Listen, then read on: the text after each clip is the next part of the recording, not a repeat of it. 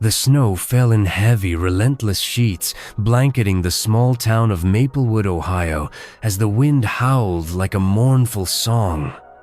Inside the dim, flickering lights of Maplewood Elementary, Miss Clara, a third-grade teacher in her late 60s, stood by the frost-covered windows, her hands trembling. The school bus was stranded somewhere out there, buried in drifts, carrying 12 children who couldn't get home. The power flickered again, and the heat was failing. Clara's heart sank as she pictured those kids hungry, cold, scared. Her own childhood flashed before her, nights spent hungry in a drafty house, her mother's worried eyes. How do you keep hope alive when the world feels so cold and unforgiving? Clara clutched her sweater tighter, whispering a prayer, her breath fogging the glass. The principal's radio crackled with no good news, just static and the distant wail of sirens. Parents couldn't reach the school through the storm. The kids, bundled in coats, huddled in the cafeteria, their small faces pale, some fighting tears. Clara felt helpless, her heart aching for them. Across town, in the warm glow of a small diner called Rosie's, Chef Tony scraped plates behind the counter. At 58, with a bad knee and a lifetime of long shifts, he was used to closing up alone. The storm had emptied the place hours ago. No customers, no staff, just the hum of the old refrigerator. Tony glanced out at the snow piling high, thinking of his late wife Maria, who'd loved snowy nights, always saying they were God's way of slowing the world down. His radio buzzed with news of the stranded bus, and his gut twisted. Kids, alone, hungry. He thought of his own daughter, now grown, and how he'd once promised Maria he'd always look out for others. What does it mean to keep a promise when no one's watching? Tony grabbed his coat, his limp slowing him as he loaded a crate with leftover meatloaf, mashed potatoes, and dinner, rolls enough for a small army.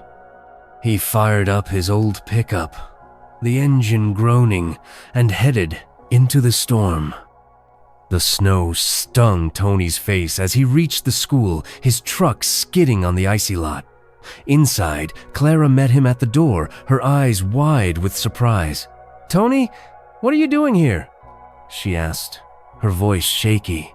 He hefted the crate, steam rising from the foil pans. Heard about the kids, figured they could use a hot meal. Clara's lip trembled, and she led him to the cafeteria, where the children sat in a quiet huddle. Tony knelt, his bad knee creaking, and started passing out plates.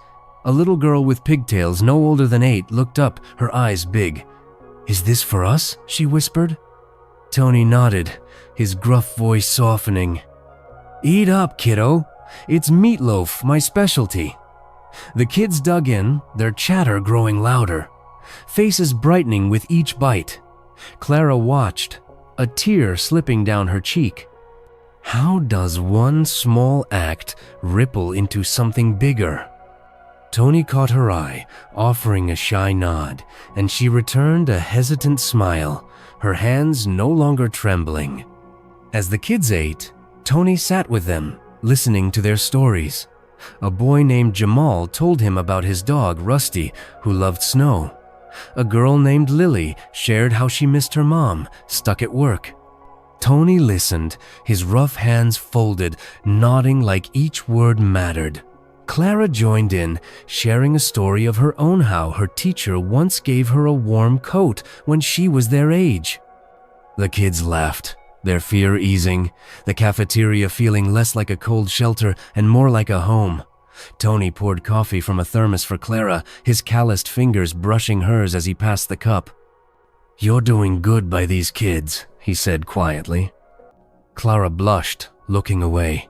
"You're the one who showed up, Tony." Their eyes met, a silent understanding passing between them.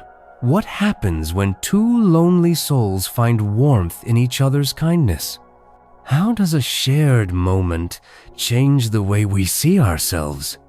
The room glowed with a soft flicker of emergency lights, the storm raging outside but no longer inside. Then came the moment that shifted everything.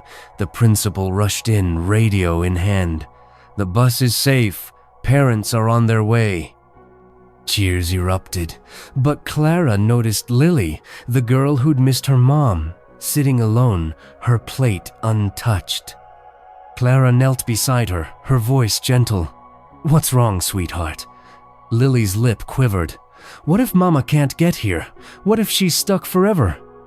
Clara's heart broke, but before she could speak, Tony was there, crouching despite his bad knee. "Hey, Lily," he said, his voice low, warm. "Your mama's coming, and until she does, you've got us, okay?" He pulled a small, worn photo from his Walathim and Maria, smiling in the snow. "This is my wife. She always said storms pass, but love stays." Lily nodded, a tear falling, but she smiled, taking a bite of her food. Clara squeezed Tony's shoulder, her touch lingering, a silent thank you. In that moment, they weren't just a teacher and a chef, they were a lifeline, their kindness a bridge over fear. The storm outside roared, but inside, hope bloomed, fragile but fierce. As parents arrived, wrapping their kids in tearful hugs, the school buzzed with relief.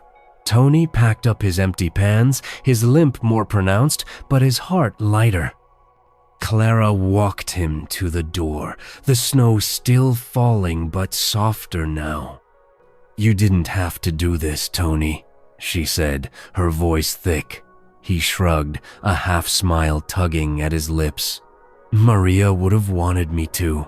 Clara touched his arm, her fingers warm. "You're a good man, Tony. Come back tomorrow?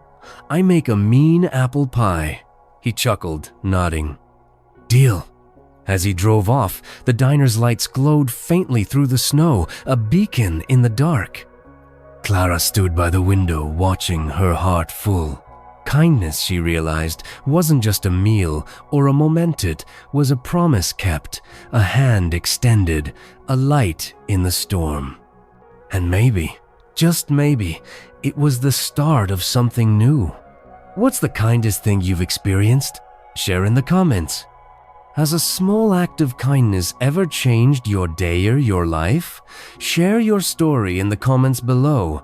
It might inspire our next video. Subscribe to The Kind Story for weekly heartwarming stories, hit the bell, and check out our playlist of emotional videos. Disclaimer: this story is a fictional or dramatized narrative created for emotional inspiration and entertainment. While it reflects real human emotions, all characters, names, and events are fictional or modified for storytelling purposes. Some parts may use AI-generated voiceovers or scripts. This content fully complies with YouTube's community guidelines and monetization policies. Our goal is to inspire, not to mislead. This story is a 100% original creation, written exclusively for the Kind Story YouTube channel. It has not been copied or reused from any other source and is not permitted for republication elsewhere.